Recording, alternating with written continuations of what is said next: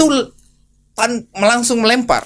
Langsung tanpa basa-basi. Tidak ada misalnya dia Orasi dulu kah kan, misalnya. Tidak ada.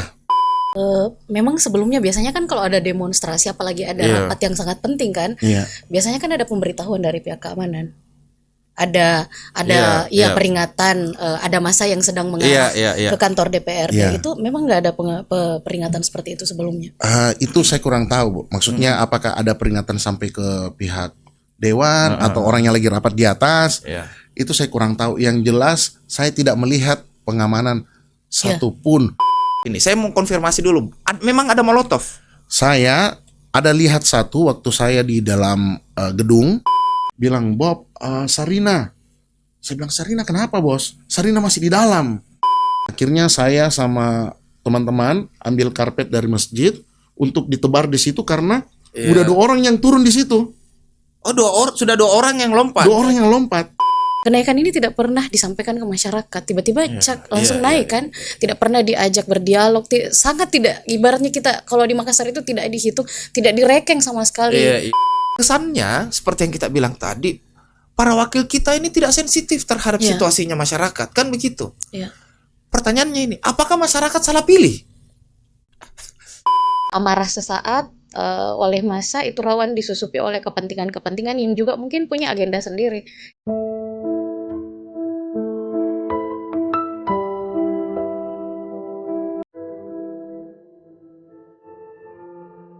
Bismillahirrahmanirrahim. Assalamualaikum warahmatullahi wabarakatuh, kawan-kawan Portal Media. Terima kasih sudah hadir lagi di podcastnya Portal Media.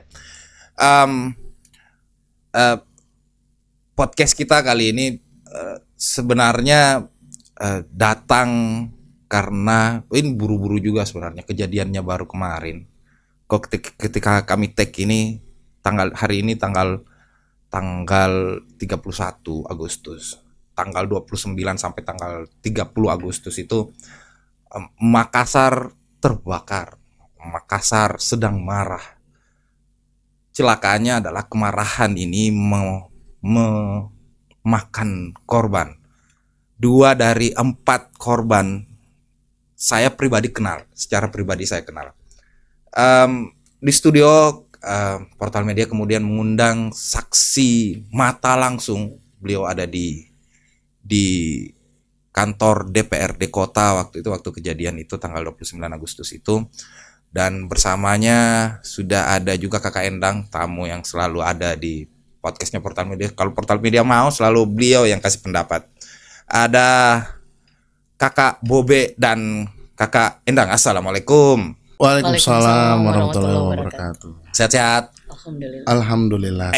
Sebelum saya ke Bobe dulu, Kakak Endang, kejadian 29 Agustus kemarin di mana, Ki? Di rumah. Di rumah. Ya. Jadi monitornya lewat sosial media saja kemarin. Lewat medsos. Terbakar. Ya. Lewat status teman-teman. Status teman-teman. Mahasiswa Unhas kemarin belum turun baru hari ini ya, tanggal 31 Agustus 30. Yang turun. Tanggal 30 kemarin. 30. Baru turun. Bob, kok di tempat kejadian? Di tempat kejadian, kontak langsung dengan massa. Kok ada di DPR itu jam berapa memang? Itu jamnya tepatnya itu saya kurang tahu, lupa saya. Tapi kayaknya pas kok tiba jam berapa? Azan Isya. Azan Isya saya jalan dari rumah di Jalan Tupai. Oke. Itu kok tidak dari sore ya? Tidak. Dari malam. Malam. Saya baru berangkat tinggalkan Tupai itu sekitar jam 7.30 kali, 7.20 atau 7.30. Oke. Tiba di saya tinggalkan Tupai, saya naik motor sama Ibu Dewan, Ibu Andi Tenri Uji. Oke. Saya naik motor, biasanya kan kita naik mobil. Iya. Jadi lagi di rumah beliau santai-santai.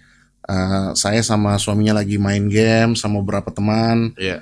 Di depan TV sambil nonton situasi Jakarta yang Jakarta yang dimonitor. Iya, panas kan. Pada saat malam itu Makassar belum panas kayaknya. Jadi kita nonton Jakarta.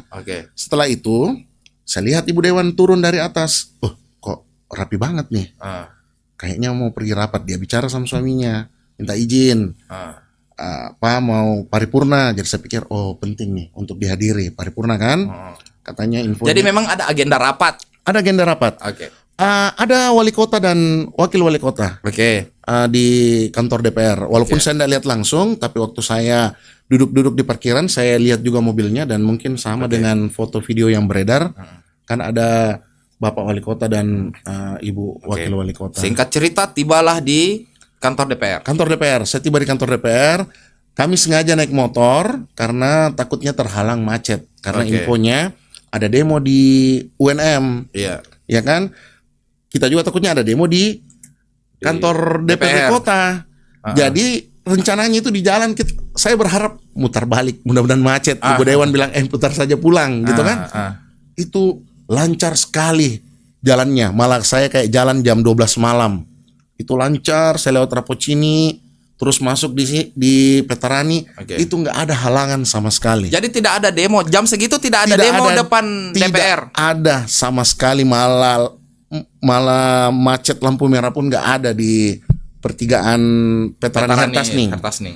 Saya masuk kantor dengan santai, mobil udah ramai karena memang kan paripurna udah ramai. Saya naik motor, parkir motor. Ibu Dewan masuk.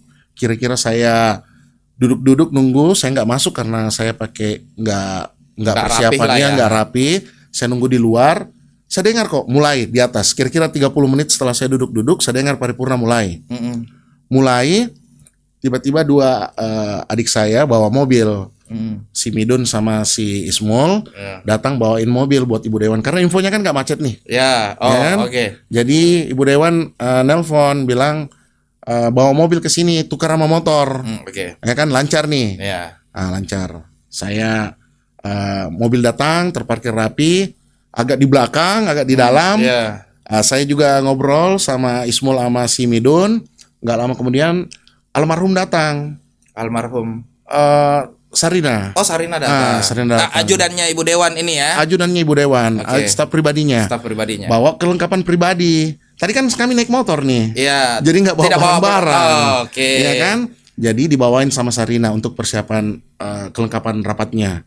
Naiklah Sarina ke atas. Habis itu saya sama Midun kira-kira hanya 10 menit. Saya santai-santai duduk di parkiran. Saya bercanda sama anak-anak.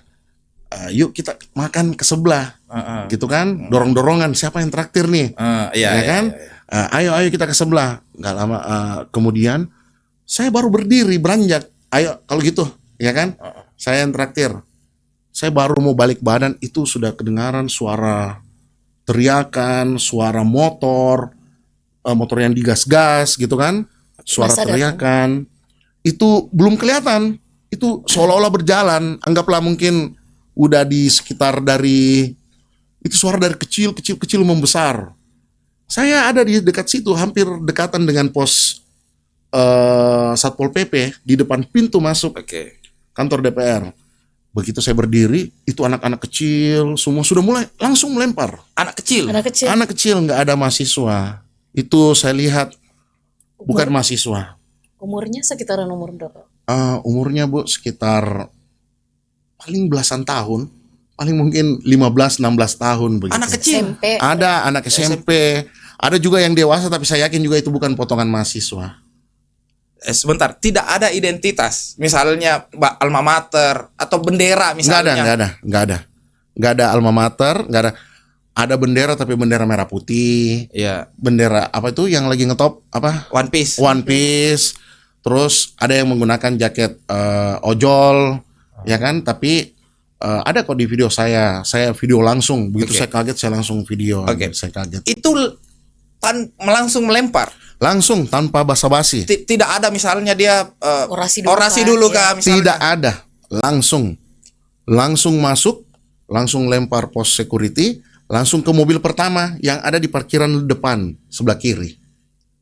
Langsung merusak itu. Langsung merusak tanpa AIWO, tanpa bilang saya mau ketemu si A, si B, si C. Anggaplah lama nih enggak ditemuin. Ya kan? Akhirnya marah. Ini enggak ada A, B, C, D. Jadi saya pun yang lihat yang sudah lama nggak hadapi masalah seperti ini langsung, kenapa ini? Gitu. Kayaknya berbahaya, chaos gitu kan. Saya sempat ambil handphone, saya videoin, terus saya lari masuk ke dalam. Saya sempat bilang ini mobil-mobil yang ada di sini pindahkan, mundurkan. Tapi kan orang lagi rapat di atas, lagi rapat di atas, tetap mereka melempar. Mereka tiap mendekat ke wilayah kami, saya mungkin ada sekitar 10-an orang atau 15-an orang staff dan mungkin driver yang ada di situ. Di pintu samping bawah itu kami berusaha setiap ada massa kami teriak, Bu, karena takut mobil kami dirusak. Karena sudah mobil anggota dewan semua di samping situ. Kalau kita masuk itu langsung lurus aja. Kalau mobil tamu kan langsung belok kiri nih. Ya kan, langsung belok kiri sama ke belakang. Nah, kalau mobil anggota dewan kan lurus terus ke belakang nih. Nah, kami pertahankan itu supaya massa tidak ke situ. Setiap ada yang lewat kita teriakin lagi. "Woi, jangan merusak, jangan merusak." Sorry saya salah. Memang sebelumnya biasanya kan kalau ada demonstrasi apalagi ada rapat yang sangat penting kan, biasanya kan ada pemberitahuan dari pihak keamanan. Ada peringatan, ada massa yang sedang mengarah ke kantor DPRD. Itu memang nggak ada peringatan seperti itu sebelumnya. Itu saya kurang tahu, Bu. Maksudnya apakah ada peringatan sampai ke pihak dewan atau orang yang lagi rapat di atas? Itu saya kurang tahu. Yang jelas saya tidak melihat pengamanan satupun, pengamanan baik dari pihak polisi maupun tentara. Bahkan di benak saya, di harapan saya, waktu saya mempertahankan istilahnya wilayah itu supaya massa tidak masuk merusak mobil-mobil anggota dewan, itu harapan saya polisi datang cepat. Memang waktu itu tidak ada ya? Tidak ada, Bu. Saya 1 jam bertahan di situ, Bu, supaya mobil nggak dirusak. Dari masa mulai melempar sampai 1 jam itu tidak ada sama sekali datang pengamanan. Tidak ada, Pak. Jadi mempertahankan ini siapa? Ada beberapa teman-teman Satpol PP yang bertugas, tapi kayaknya jumlahnya nggak banyak, Pak. Paling tinggi mungkin 20-an orang. Itu pun setahu saya kami terbagi 3 titik. Ada titik yang di tempat yang saya ceritakan tadi, ada titik di atas di pintu utama lobi, sama di belakang, di pintu belakang lapangan tenis. Itu kan pintu samping masuk. Betul, pintu yang masuk dari jalan arah Hertasning. Di situ ada juga. Nah, kami ini yang bertahan di sebelah kiri sini. Saya nggak tahu kejadian di sebelah sana. Nanti selang beberapa menit, akhirnya kami terpukul mundur. Akhirnya terkumpul di satu tempat di lapangan tenis itu, di belakang. Untuk jalur evakuasi di situ. Begitu melempar, begitu apa? Ini pertanyaannya. Ada molotov tuh di banyak media sering ada kata molotov ini. Saya mau konfirmasi dulu. Memang ada molotov? Saya ada lihat satu waktu saya di dalam gedung, saya melihat itu lurus ke arah ATM. Itu saya nggak tahu apa yang dibakar, tapi saya tahu itu tergantung-gantung. Saya lihat dengan mata kepala saya, lihat baik-baik. Yang bakar itu saya lihat. Setiap dia mau melempar saya berteriak, "Jangan, mobil orang itu bodoh." Begitu saya bilang, jangan. Ternyata mobil di depan sudah hangus semua. Mereka udah mulai masuk ke wilayah mobil-mobil anggota dewan. Gitu, di situ ada terparkir sekitar mungkin 10 sampai 15 mobil. Di wilayah parkiran anggota dewan yang kecil itu. Jadi tidak ada peringatan sama sekali. Peringatan nggak ada, pengamanan nggak ada. Teman-teman Satpol langsung mundur, kami bertahan di 3 titik tadi itu. Mundurlah, mempertahankan. Tidak bisa dipertahankan ini area luar ini ceritanya. Tidak bisa. Tidak bisa. Pertama kalinya saya bilang, "Wih, susahnya kalau nggak ada polisi." Itu pertama kali di pikiran saya. Begitu saya lihat kan, mana ini? Setiap saya dengar bunyi motor, polisi. Datang polisi. Ternyata bukan, Pak. Ternyata mungkin tambahan massa. Yang ini karena semakin lama itu kami semakin terdesak, semakin ke belakang. Akhirnya ditinggalkan. Saya tinggalkan itu pintu. Saya tinggal 2 orang atau 3 orang. Saya ke belakang. Begitu saya ke belakang, ternyata teman-teman Satpol yang jaga tadi yang saya bilang di sayap kiri sama sayap kanan itu udah merapat. Sudah terpukul mundur, sudah terkumpul sama saya di kafe belakang situ, di tempatnya dekat masjid dan dekat lapangan tenis. Karena tinggal itu pintu harapan kami keluar ke kompleks belakang. Tapi itu kejadian udah terevakuasi, wali kota, anggota dewan sudah keluar semua. terbakarlah bagian depan ini. Terbakar. Berapa menit, berapa kira-kira ya, begitu pelemparan pertama sampai massa bisa masuk ke dalam lobi? Kan langsung ke lobi kan? Mereka masuk lewat lobi, nggak ada yang ke bawah. Nggak ada lewat bawah. Iya, jadi bawah itu kayaknya mereka takut atau nggak paham apa di bawah. Iya. Karena berapa kali kita keluar masuk lewat bawah untuk cari korban yang terjebak atau apa, itu saya selalu lihat kosong. Di bawah. Saya berapa kali masuk lewat bawah itu kosong. Jadi mereka itu, saya mau naik tangga, saya dengar mereka lagi menjara di atas. Terdengar itu. Terdengar di lantai 2 karena ini kan saya ke belakang, udah jauh nih ke belakang. Iya. Udah ini saya dapat informasi. Saya pikirkan semua sudah keluar nih, sudah terevakuasi, orang udah pada keluar. Nah, saya dapat telepon dari suaminya Ibu Anik Tenri Uji. Iya. Bilang, "Bob, Sarina." Saya bilang, "Sarina kenapa, Bos? Sarina masih di dalam." Saya kaget. Saya bilang, "Di dalam? Dalam mana? Saya lama tadi dalam situ udah nggak ada orang yang keluar." Jadi saya pikir udah nggak ada, udah semua orang udah keluar. Harapannya. Saya kembali masuk, itu pagar evakuasi saya tutup. Tapi nggak ada orang yang mau minta tolong juga keluar. Saya lama tungguin itu pagar. Saya bilang, saya berharap ada orang yang mau keluar kan. Iya. Lama, saya sengaja tutup, Bos, karena takut masa yang takut datang. masa keluar ya. Saya tunggu orang yang minta tolong. Saya bukain pintu nih. Saya ada jarak 5 meter lah. Saya berdiri di pangkal masjid. Pintu itu pintu besi, semua orang tahu itu mungkin jalur belakang untuk orang ke lapangan tenis atau ke kafe. Saya lama nunggu di situ. Lama nunggu, tapi nggak ada juga orang yang keluar. Malah nanti ada pemadam baru kita buka itu, pemadam mau masuk lewat situ. Jadi nggak ada yang keluar. Ya saya pikir, wah, nggak ada mungkin orang. Saya pikir mudah-mudahan sudah keluar lah. Mungkin kita kurang informasi, mudah-mudahan sudah keluar. Adalah orang juga yang datang sampaikan, udah kita mundur. Abai sama Sarina udah ada di Grestelina. Saya senang banget dengarnya. Dia bilang, oke, bubar. Pulang, Bos. Saya udah sampai di Hertasning.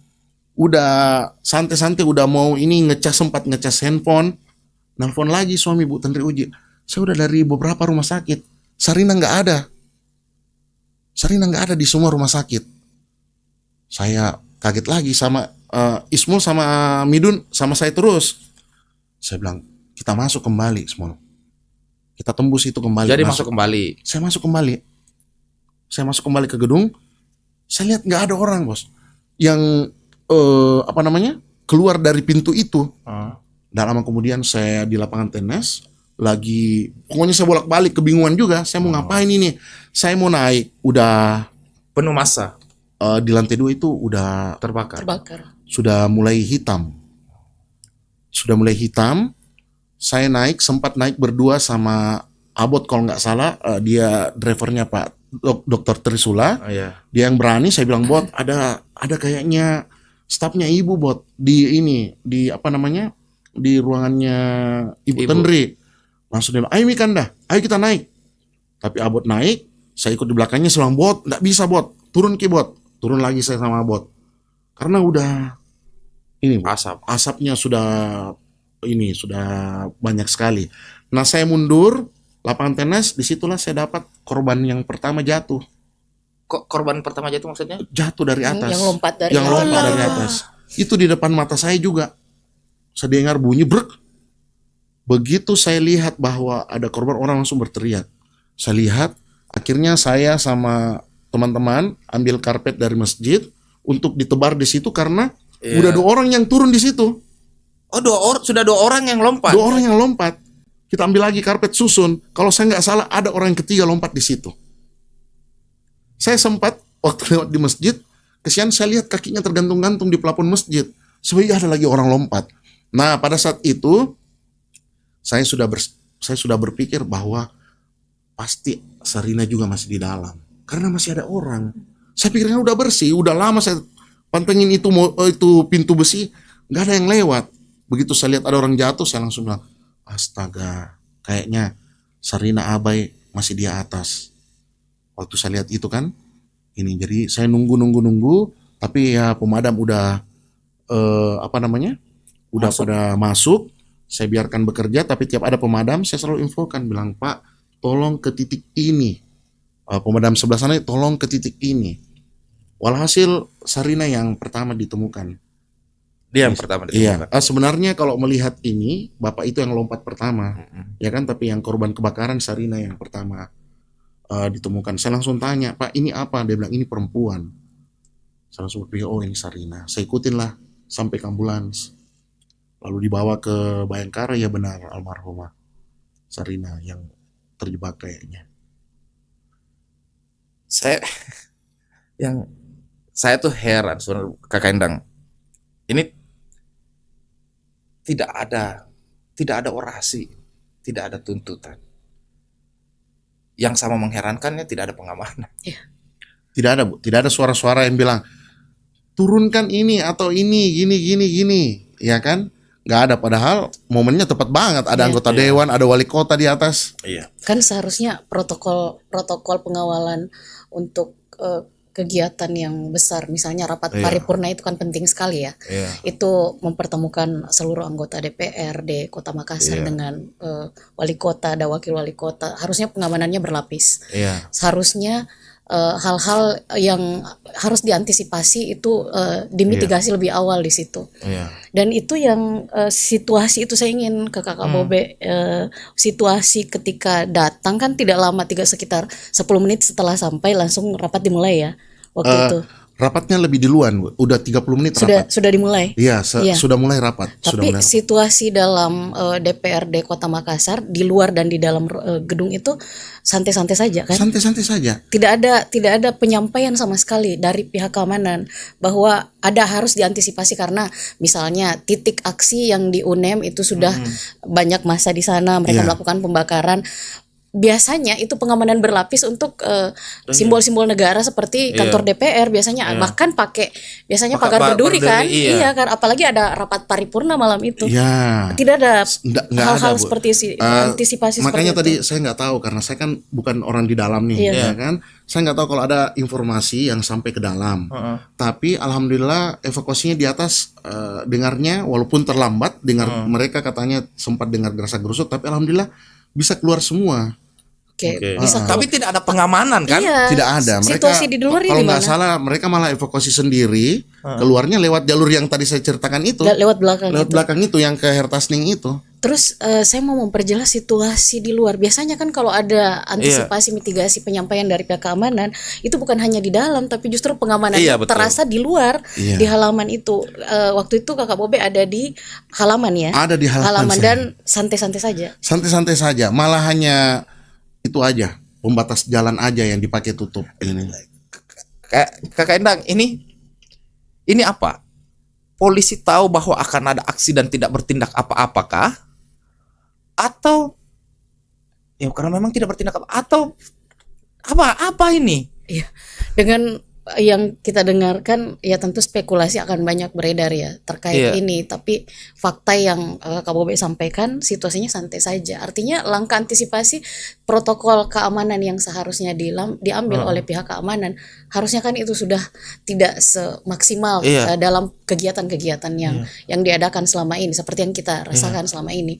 Nah, rapat paripurna itu semua unsur yang sangat penting di kota ini sedang berkumpul di satu tempat di mana ada titik demonstrasi yang mungkin jaraknya UNEM ke kantor DPR itu hanya sekitar 300 meter ya. 300 meter dekat sekali. Harusnya kan itu rasa-rasanya tidak ada ada protokol keamanan yang tidak dilaksanakan dengan maksimal di sini dan menjadi pertanyaan kepada pihak keamanan kenapa bisa karena sampai terakhir terbakar pun kan tidak ada keamanan. Itu. Dan saya harapannya kan kita bertahan supaya pengamanan datang, nggak datang. Pergerakan massa tidak diantisipasi padahal perjalanan dari UNEM kalau memang UNEM adalah titik kumpul awal ke 300 meter itu butuh waktu sekitar 10 sampai 15 menit untuk sampai ke situ dan harusnya pengamanan sudah siap. Pagar berduri harusnya siap karena kira-kira ke arah mana ini para demonstran yang akan ada itu titiknya pasti yang paling terdekat adalah lembaga negara yang ada di situ adalah DPRD. Harusnya dari sore pengamanan pagar berduri itu sudah dipasang. Tidak ada alasan keamanan tidak ada di situ. Iya, itu. Dengan kalau kita urutkan secara kronologis fakta-fakta lapangan yang tadi disampaikan Kakak Bobe yang ada di lapangan, dengan situasi, dengan apa kejadian yang terjadi di sana, setting tadi, si konteks yang terjadi di depan kantor DPRD, itu pertanyaan besar. Pihak keamanan kemana? Dan kenapa tidak ada langkah mitigasi yang dilakukan untuk mengantisipasi ketika aksi bergerak, ketika demonstran bergerak dari titik UNEM ke kantor DPRD provinsi, itu kan seharusnya informasinya sudah sampai di kantor DPRD Kota Makassar, baru bergerak masanya. Harusnya diantisipasi bahwa titik mereka akan singgah itu pasti DPRD Kota Makassar. Itu seharusnya sudah di luar kepala, itu seharusnya sudah bisa pekerjaan sehari-harinya polisi lah ini. Iya, kita tahu bahwa itu sangat bisa untuk diantisipasi.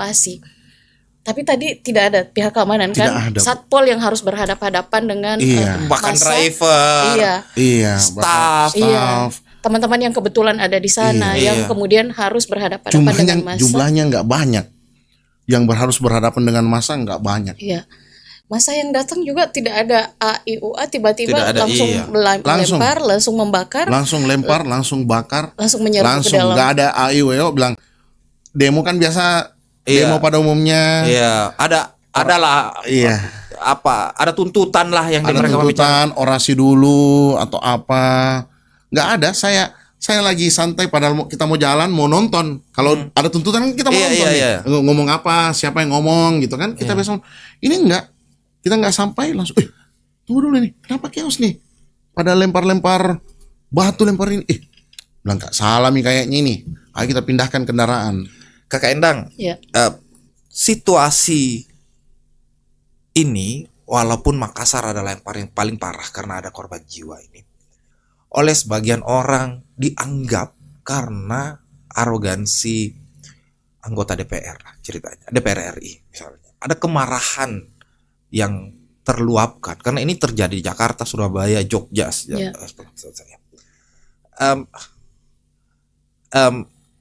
Ada semacam kemarahan, kekecewaan terhadap anggota dewan lah ceritanya ini, dan kemudian meluas, memakan korban. Saya paham bahwa saya sendiri mendukung demonstrasinya. Semahal persoalannya adalah mahal sekali harga yang harus kita bayar untuk demokrasi yang atau untuk kemarahan masyarakat ini. Masyarakat marah terhadap anggota dewannya dan meluapkan ini di mana-mana. Makassar lah yang paling mahal membayar harganya ceritanya. Pertanyaanku ini sama kita sebagai akademisi. Semahal apa sih yang boleh kita bayar untuk sebuah perubahan, Kakak Endang? Ya.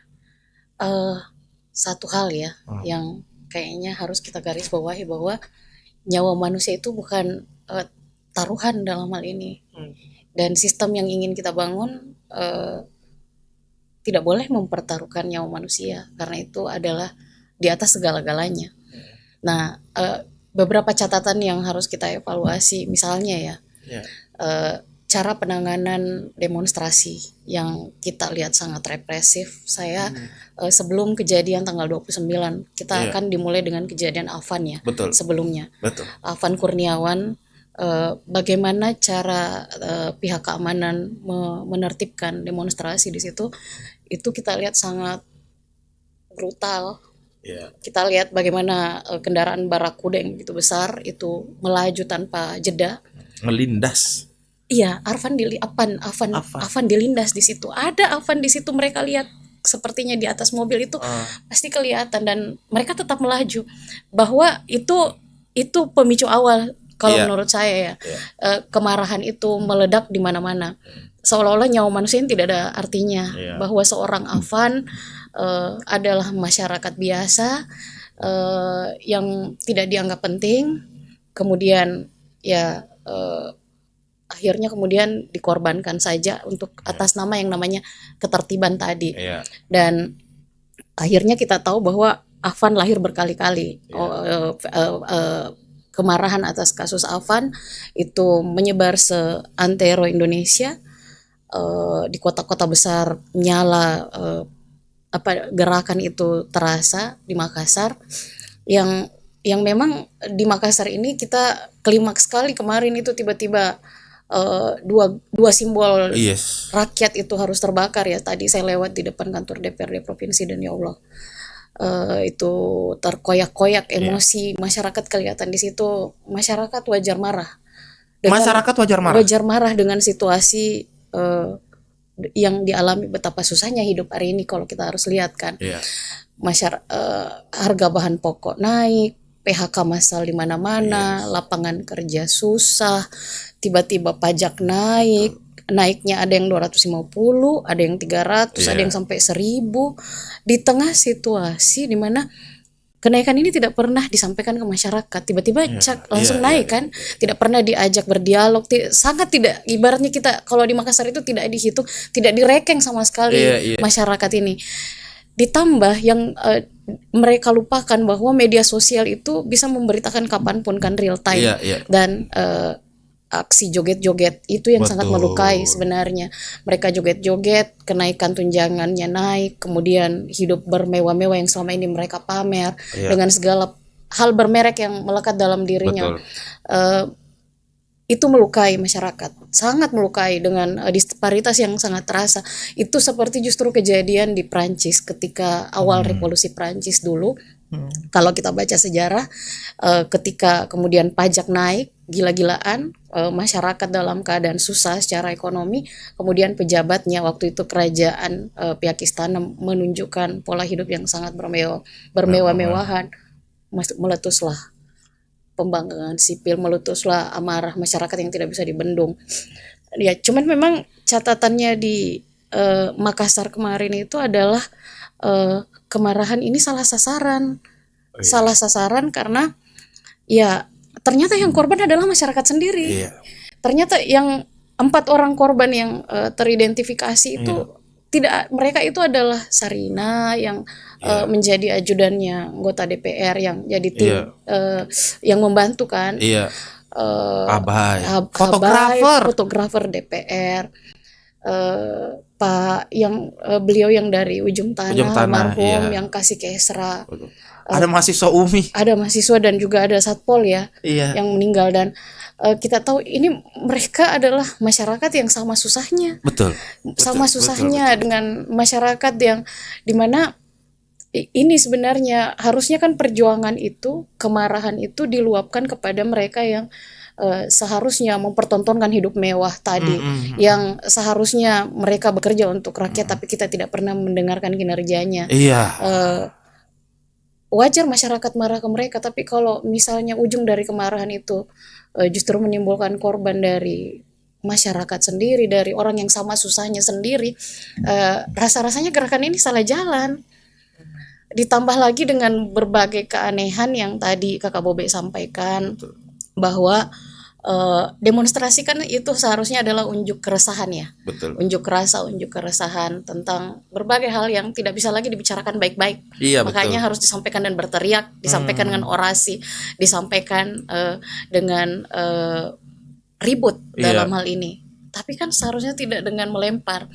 Karena ruang dialog itu sebenarnya masih terbuka.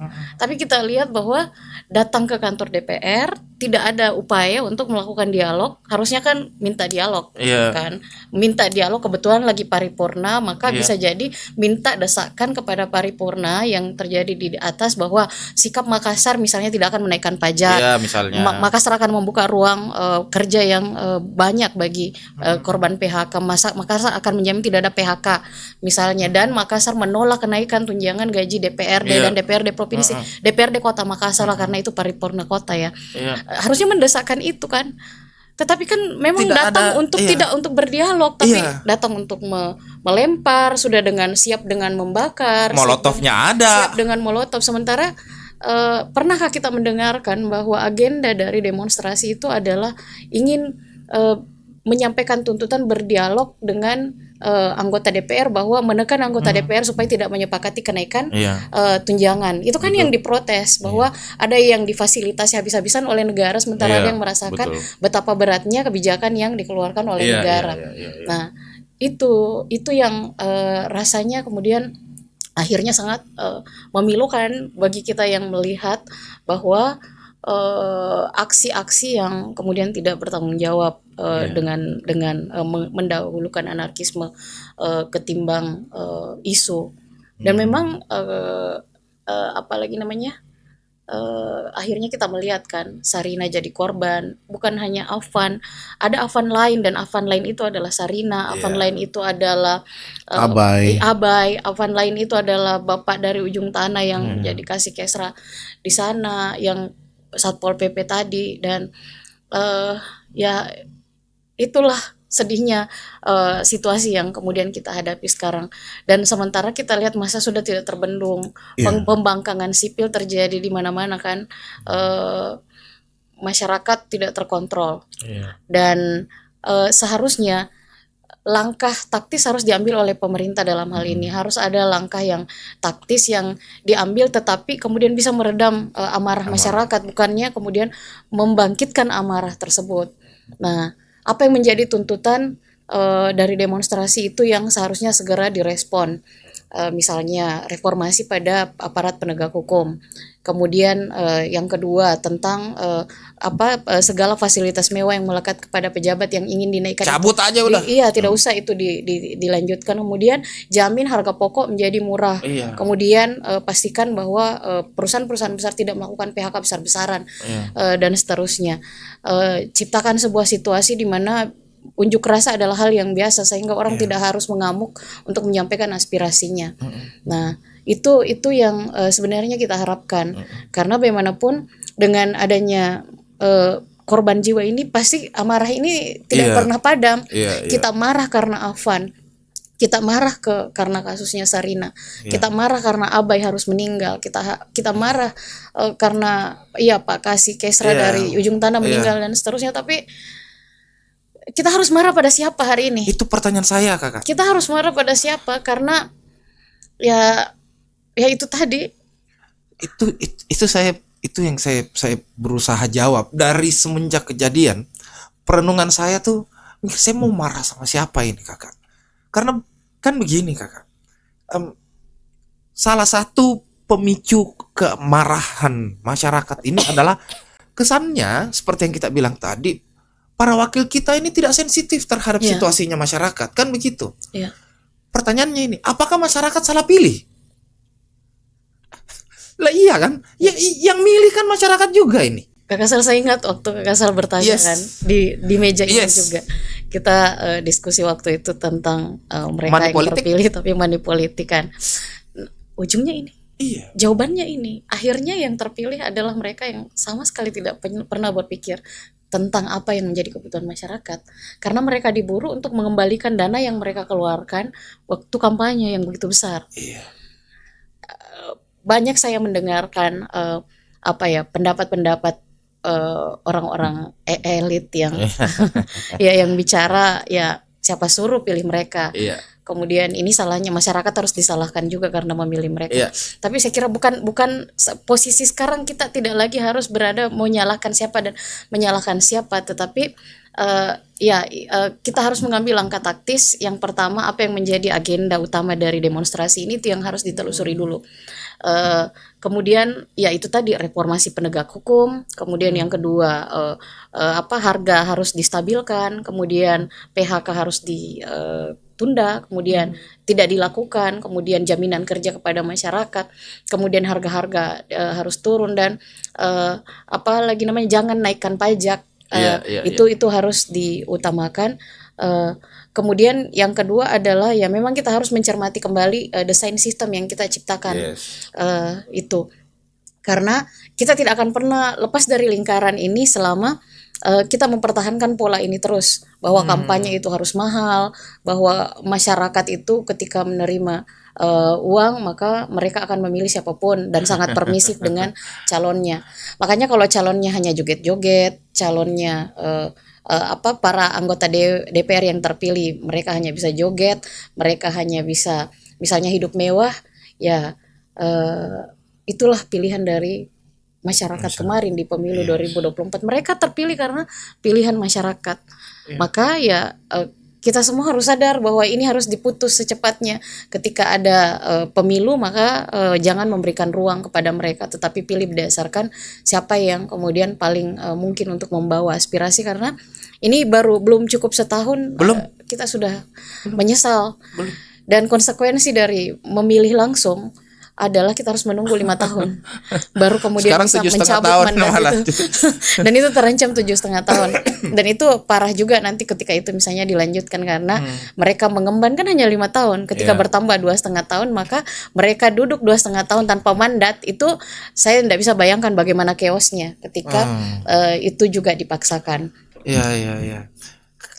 Ada di sosial media tuh lagi ngeri situasinya, karena ada istilah akan ada 98 lagi katanya. Kita sudah melewati dalam pergerakan sejarah pergerakan mahasiswa kita lewati 66, kita lewati 98. Terus kita mau bikin lagi katanya 2025.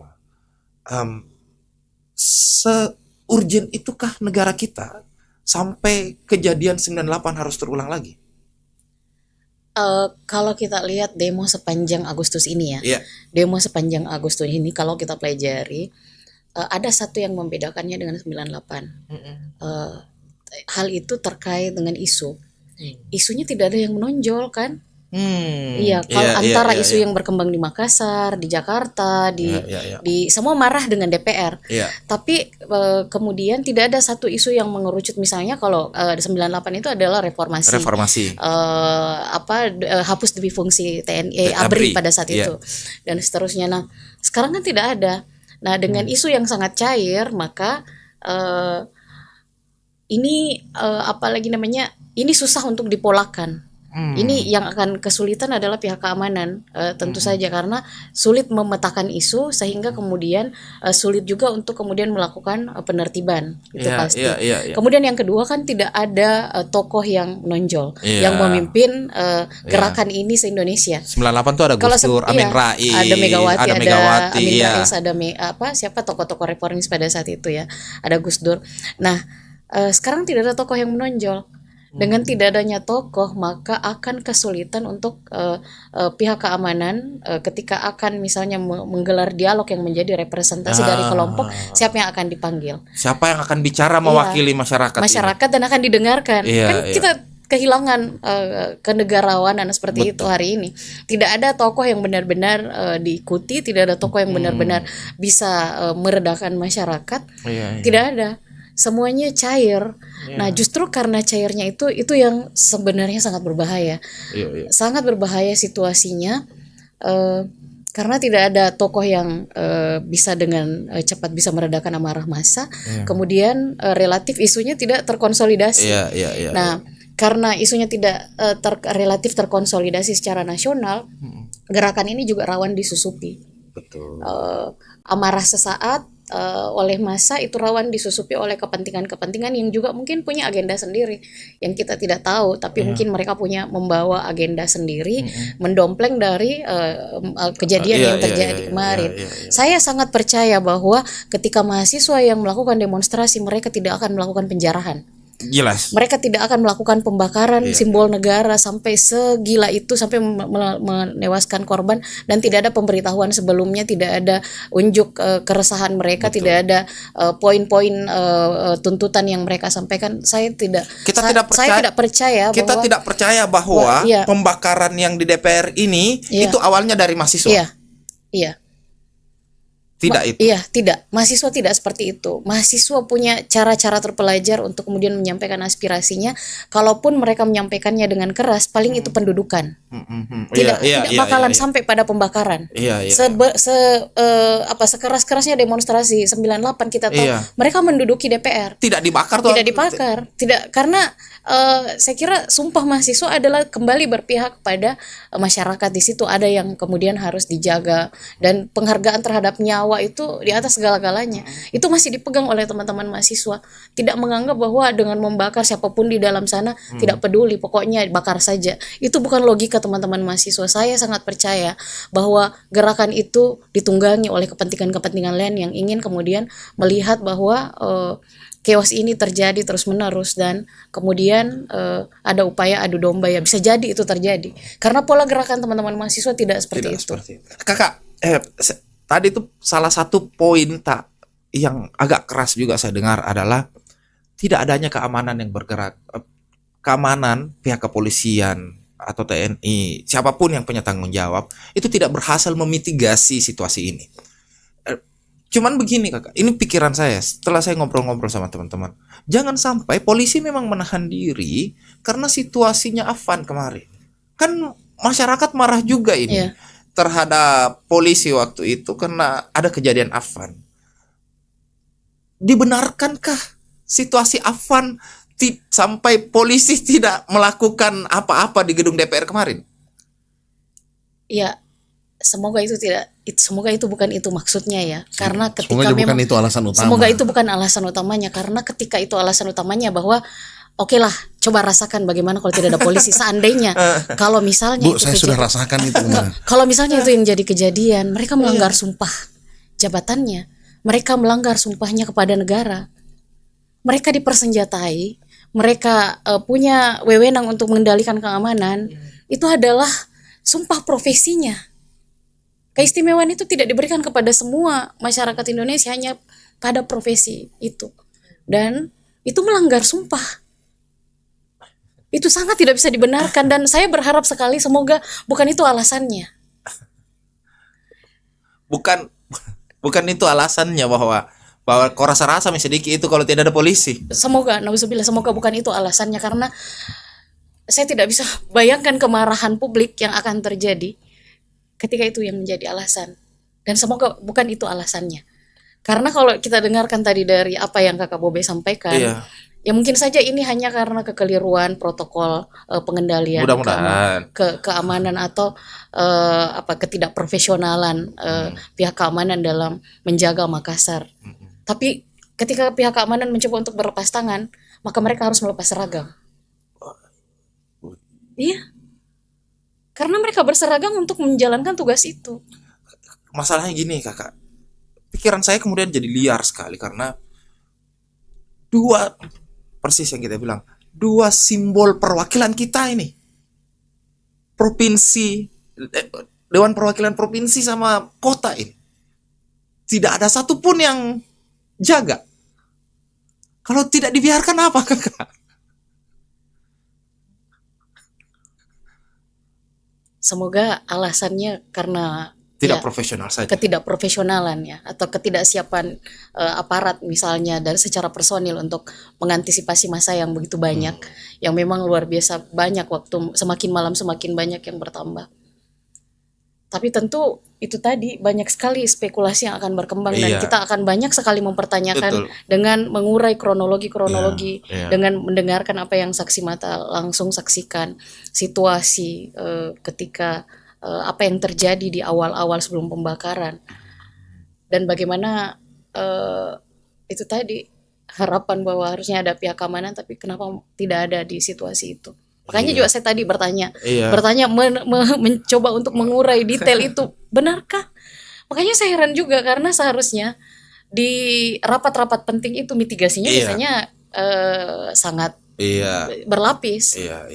Pengamanan demo itu sering kita lihat kan, bahwa demonstrasi ketika dia sudah eskalasinya sudah naik, maka pagar berduri sudah dipasang. Gas air mata sudah siap kan. Para barakuda itu udah datang sudah berkeliaran. Tapi ini adem-adem, bahkan Kakak Bobe sampai di lokasi dengan tanpa ada kendala. Tanpa ada kendala, lancar. Padahal gitu, itu baru jam. Saya harapnya juga waktu anggaplah udah terjadi chaos, udah mulai ini, seharapnya datang bala bantuan gitu kan, ada keamanan. Kalaupun polisi enggak, ya minimal tentara lah yang datang. Maksudnya jadi kedua belah keamanan ini saya bingung, sampai terbakar kan, sampai hangus, sampai pemadam pun diusir, sampai pagi keamanan nggak ada. Sampai pagi Bu, nggak ada keamanan. Tidak ada sama sekali. Tidak ada sama yang sekali. Yang Kakak Bobe lihat. Nggak ada keamanan Bu. Seandainya ada keamanan mungkin tidak terjadi pembakaran. Kalau chaos itu anak-anak, karena sekali gertak mundur lagi. Anak kecil. Anak kecil. Sekali gertak mundur lagi gitu. sedikit digertak mundur lagi gitu. Jadi benar kata Ibu Endang tadi, kalau memang ini bukan mahasiswa. Kalau mahasiswa kan pasti malah membantu kita, jangan anarkis gitu kan. Nah itulah tadi kembali ke poinnya. Sekarang kita bingung tujuannya apa gitu loh. Tujuannya apa tuntutannya? Karena tadi nggak ada toko-toko di belakang sini, kita hanya bergerak melalui medsos, hanya melihat-lihat info melalui medsos. Tapi kakak, salah satu hal kayaknya ya yang harus kita garis bawahi bahwa oke, kita semua marah dengan situasi sekarang, tapi kan ada yang lebih penting untuk dijaga dalam hal itu. Keselamatan rakyat saya kira masih di atas segala-galanya. Kita harus jaga kota kita. Saya tidak bisa bayangkan bagaimana misalnya kota ini akan berjalan ketika tempat untuk rapat, untuk mengesahkan aturan-aturan penting itu sekarang tidak ada lagi. DPR sudah tidak berkantor, mereka akan berkantor di mana? DPRD provinsi hancur lebur begitu, itu pasti akan mengganggu pelayanan publik. Sementara sekarang RPJMD sepertinya masih dibahas ya. Masih dibahas. Kemarin itu soal APBD perubahan. Itu terkait dengan kalau tidak ada pengesahan di situ, belum dilanjutkan, maka agenda pembangunan tidak bisa jalan. Pelayanan publik pasti akan terganggu. Honorarium orang-orang yang bekerja, para honor yang begitu banyak, itu pasti akan kesulitan untuk dibayarkan. Kemudian ya bagaimana kota ini akan berjalan, saya kira butuh kedewasaan ya kita semua untuk menjaga bahwa ya kita harus jaga Makassar. Jangan Makassar jadi pemicu kota-kota lain untuk sama brutalnya kejadian di sini. Jadi kejadian itu kakak, saya lagi di kantor, lagi di sini. Live TikTok kan banyak. Live TikTok banyak. Jadi Makassar sudah terbakar, live TikTok yang di Jakarta itu memang ada Jakarta cemen, Makassar sudah menyala. Jakarta cemen, Makassar sudah terbakar. Jadi apa ya? Ini marah, semarah-marahnya ini barang ini. Marah betul. Dan saya terus terang bingung mau marah ke siapa. Kita mungkin harus menelusuri kenapa kita marah ya. Kita marah karena Afan diperlakukan sebrutal itu. Karena kita merasa bahwa kita adalah Afan. Kita sama dengan Afan yang setiap hari melintasi jalan raya, yang bisa jadi kita jadi Afan yang lain yang ketika kita misalnya dikorbankan tidak jadi masalah karena kita rakyat kecil. Kita marah karena itu, betapa tidak dihargainya nyawa manusia yang sama dengan kita di negara ini. Wajar kita marah di situ. Tapi kemudian ketika kemarahan itu diluapkan dan mengorbankan nyawa yang lain dan pelakunya adalah tuntutan kita, itu kan berarti kita sama dengan apa yang membuat kita marah kan terhadap objek yang bikin kita marah tadi. Itu yang kayaknya harus direvisi target-target dari unjuk rasa yang dilakukan. Seharusnya kan kita turun ke jalan, demonstran turun ke jalan itu menyuarakan aspirasi masyarakat. Kegelisahan, kepedihan masyarakat, kesakitan yang dirasa sudah tidak bisa ditenangkan ini harus diteriakkan karena tidak bisa didengarkan kalau kita bicara ngomong baik-baik begini. Itu ingat bahwa itu untuk rakyat. Kan kita mengatasnamakan rakyat turun ke jalan. Rakyat bersatu tidak bisa dikalahkan. Tapi bukan berarti bahwa rakyat bersatu tidak bisa dikalahkan untuk mengorbankan rakyat yang lain kan.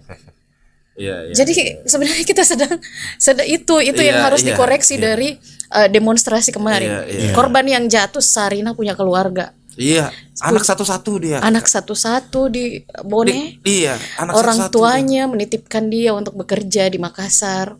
Harapannya anaknya bisa bertumbuh dengan baik, anaknya dia bisa baik-baik di kotanya orang. Dia harus pulang dalam situasi sudah tidak bernyawa dan oleh efek yang situasi yang katanya memperjuangkan rakyat. Pak Kasih Kesra yang datang, mau bekerja untuk paripurna kemudian abai yang kalau kita lihat pesan-pesan abai yang beredar kan, pesan-pesan abai yang di tengah situasi masih sempat berkabar ke teman-teman media, situasi dari dalam kantor DPRD, ketika dia sudah meregang nyawa di situ dan abai melakukan itu, dan abai korban, abai adalah Afan, Sarina adalah Afan yang sama kita marahnya ketika perlakuan yang tidak adil terjadi kepada mereka. Maka ya yang pertama adalah saya kira untuk Makassar harus merevisi pola gerakan yang dilakukan oleh teman-teman demonstran. Kalau untuk, ya saya sepakat kita ini untuk rakyat semua. Tujuannya meneriakkan apa yang menjadi kegelisahan rakyat, tapi jangan menjadikan rakyat sebagai korban. Itu catatannya. Jangan menjadikan bahwa nyawa itu tidak penting, nyawa itu tidak ada artinya, yang jelas terbakar dan heboh misalnya. Jangan sampai logika itu tidak ada. boleh ada sarinah-sarinah lain, Iya, abai-abai lain. Tidak boleh ada kejadian seperti itu. Kita marah karena Afan dikorbankan, tentu kita harus sama marahnya dengan Sarina dikorbankan. Abai dikorbankan, Pak Kasih Kesera Ujung Tanah dikorbankan. Iya. Makanya ya mari kita sampaikan aspirasi dengan cara yang terpelajar. Pemangku jabatan di Makassar, di Sulawesi Selatan juga saya kesannya kok lambat sekali ya. Ya, kesannya saya sebenarnya berpikir ya bahwa ketika malam itu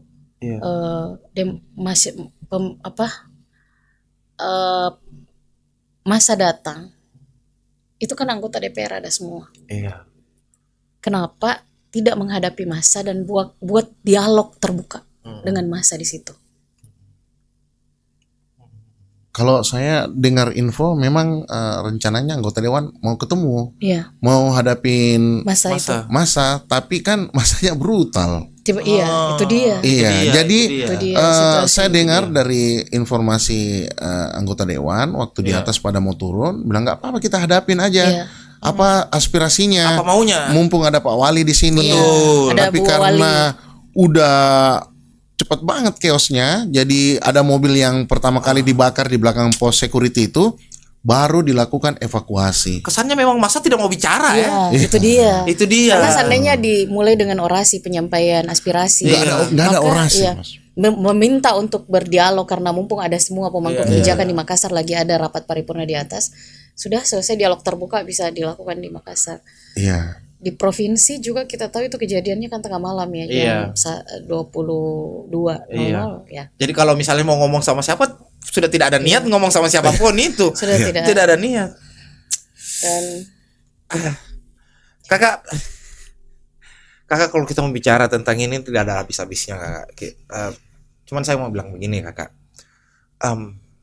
Setuju kah kalau memang kita harus mereset Indonesia?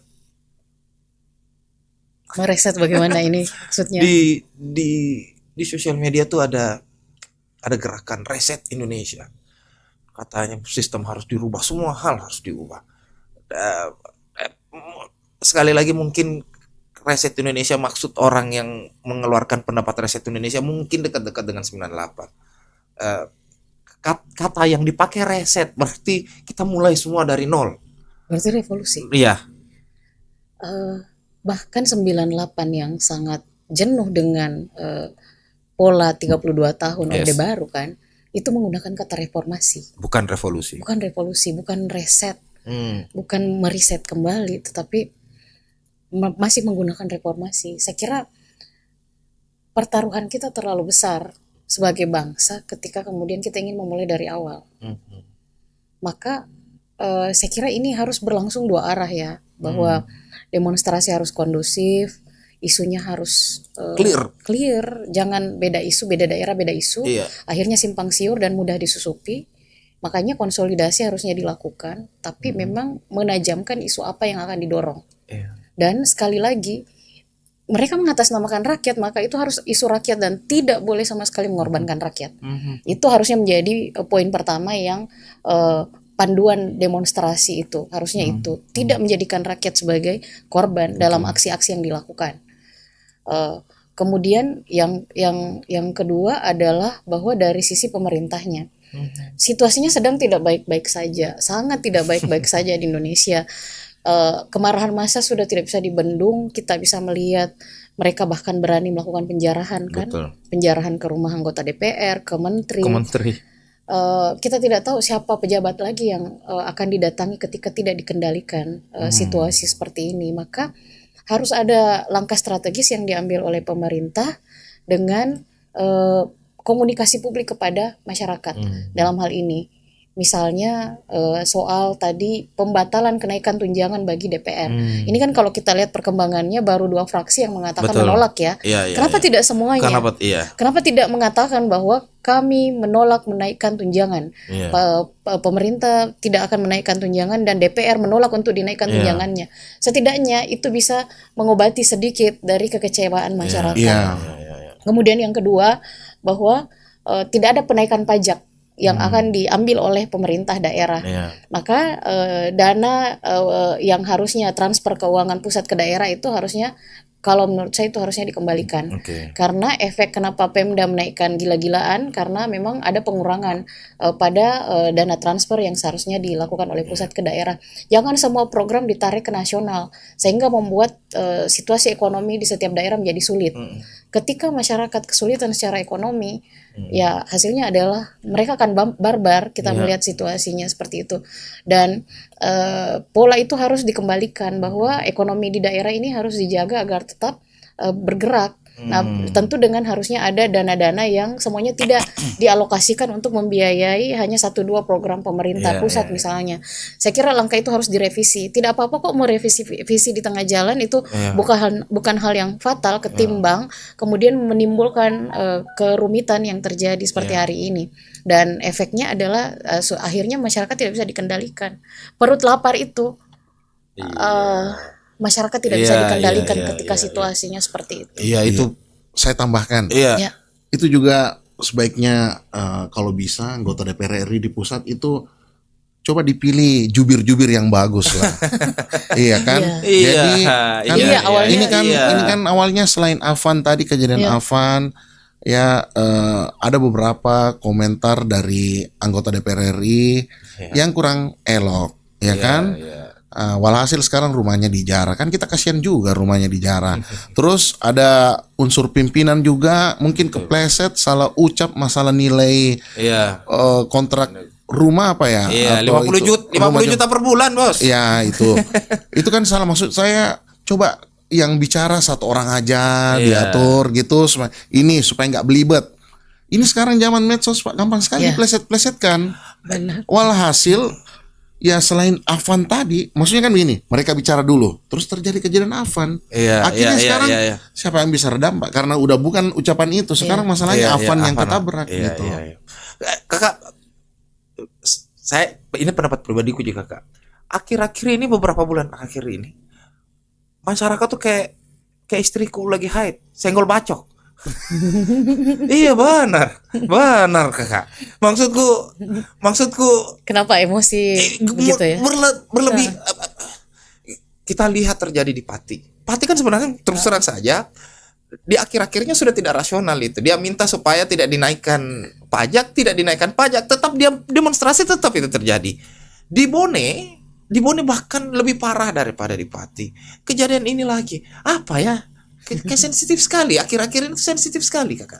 Sama dibilang tadi Bu Endang, faktor pertama kan reformasi hukum, yang kedua kan ekonomi. Lapar ya. Lapar. Perut lapar itu harus dikendalikan masyarakat. Tapi menurut saya program MBG harus direvisi. Karena program itu menyedot APBN yang sangat besar, sehingga kemudian menyebabkan dana dari daerah ditarik naik ke atas, sehingga kemudian perputaran ekonomi di daerah menjadi terhambat. Jadi ini saya kira bukan hal yang terlarang untuk merevisi visi misi di tengah jalan. Ya nggak apa-apa juga. Karena atas dasar kesejahteraan. Saya sepakat sama Bu Endang ini udah sering saya dengar ini. Atas dasar kesejahteraan rakyat itu harusnya di atas segala-galanya. Nah, kalau masyarakat kita lapar, yang kita khawatirkan adalah mereka sudah tidak terkontrol. Dan kita lihat penjarahan sudah terjadi di mana-mana. Amuk masyarakat sudah tidak bisa dikendalikan lagi. Masalahnya ekonomi. Masalahnya PHK, mereka susah dapat kerja, kemudian akhirnya MBG-nya stop lah, sampaikan permohonan maaf. Habis itu ekonomi diperbaiki. Masyarakatnya lapar, datang anggota dewan naik Ferrari misalnya. Perilaku anggota DPR juga ya harus diperbaiki. Betul. Mereka itu pejabat publik, bukan mereka itu karena jagonya mereka duduk, tetapi karena masyarakat menitipkan mandat kepada mereka. Jadi harusnya mereka menjadi pelayan masyarakat. Walaupun kalimat terakhir pemilu kemarin adalah pemilu paling brutal yang pernah ada kan. Iya. Karena money politiknya bertebaran. Siap. Mereka harusnya jadi negarawan sih menurutku, karena kalau mereka pertontonkan hidup mewah, kemudian joget-joget, dinaikkan, maksud saya logikanya di mana ketika masyarakat susah dan mereka merayakan dengan seterbuka itu, sevulgar itu, bahwa gajinya naik, seolah-olah itu sedang menertawai siapa coba. Gajinya naik, joget itu. Rumahnya kemurahan katanya, ya kan? Standarnya tidak mungkin, apalagi namanya mereka akan menjadi pelayan rakyat ketika mereka tidak tahu bagaimana caranya menjadi rakyat kan. Nah, mereka terbiasa dilayani, mereka terbiasa dengan apalagi fasilitas negara yang menempel dalam dirinya. Seharusnya itu ditinggalkan semua. Satu hal, ketika masyarakat sudah mulai memberikan pelajaran, seharusnya itu tidak terulang ya. Berani mendatangi rumah pribadinya mereka. Itu alarm serius bahwa menjadi anggota DPR Anda adalah pelayan publik, maka tempatkanlah diri untuk menjadi pelayan masyarakat. Jangan menonjolkan kemewah-mewahan. Jangan menonjolkan sikap yang bisa melukai masyarakat, rasa susah masyarakat. Jangan disparitas itu yang memicu. Kalau kita belajar dari sejarah, revolusi Prancis terjadi karena disparitas antara kelompok kerajaan dengan masyarakat. Mereka tercekik pajak, mereka hidup bermewah-mewahan, dan itu disaksikan langsung. Ingat tadi, ini zaman medsos, Kakak Bobe tadi bilang, ini zaman medsos, apapun yang terjadi sudah bisa dilihat kan, tidak ada lagi yang bisa dikendalikan. Walaupun mungkin hari ini TikTok Live dilarang, apa lagi ya? TikTok Live dilarang, semua aplikasi yang TikTok live Live dilarang sekarang. Iya. Udah nggak bisa TikTok Live sekarang. Cuma pertanyaannya kenapa judi online kemarin tidak bisa diantisipasi ya? Padahal ternyata bisa secanggih itu. Ya, tapi ya itu bukan hal yang utama. Itu tadi, disparitas itu tidak boleh terjadi terlalu menonjol, karena ya masyarakat sangat sadar bahwa yang punya negara ini mereka. Kita semua, karena kita adalah rakyat. Ya kita yang punya negara ini, rakyat yang punya negara ini. Mandat itu ya kita yang punya. Bukan elit. Bukan. Kakak Endang, Kakak Bobi, terima kasih mau hadir di podcastnya Portal Media. Aji dari tadi udah 2 kali ngobrol, tapi terakhir Kakak Endang, saya mau minta ini, apa yang bisa civil society bisa lakukan, apa yang bisa mahasiswa bisa lakukan supaya tuntutannya tetap didengar, tetapi sekali lagi tidak melalui atau tidak disusupi oleh agenda-agenda lain di luar demonstrasinya. Silakan. Ya, saya kira kembali kepada apa yang menjadi isunya ya, dan tetap mengingat bahwa mereka mengatasnamakan rakyat ketika turun ke jalan. Para demonstran itu selalu bilang rakyat bersatu tidak bisa dikalahkan. Maka harus mengingat bahwa kepentingan rakyat yang harus diutamakan. Itu yang harus dikedepankan, bukan agenda-agenda setting yang entah kita tidak tahu bagaimana. Kemudian rencana-rencana yang akhirnya kemudian menimbulkan masyarakat yang jadi korban, ya saya kira itu kebablasan. Jadi tetap ingat agenda utama, tetap ingat sumpahnya siapa yang sedang diperjuangkan, dan karena apa mereka bisa diterima turun ke jalan, karena di titik itulah yang kita sepakati bahwa kita semua adalah rakyat yang sedang disuarakan kegelisahan kita. Oke, terima kasih Kakak Endang, terima kasih Kakak Bobe. Besok-besok kayaknya akan sering saya ngobrol sama kita. Sudah sering sekali kita ngobrol. Kawan-kawan Portal Media, terima kasih sudah hadir lagi di podcastnya Portal Media. Portal Media memberikan ucapan bela sungkawa. Saya secara pribadi itu mengantar jenazahnya Sarina sampai ke kampungnya. Saya kenal baik dengan Abai dan semua korban dari Makassar kemarin yang di gedung DPRD kota. Atas nama manajemen, Portal Media, saya mengucapkan turut berduka cita. Saya Sal pamit, billahi taufiq wal hidayah. Assalamualaikum warahmatullahi wabarakatuh. Waalaikumsalam.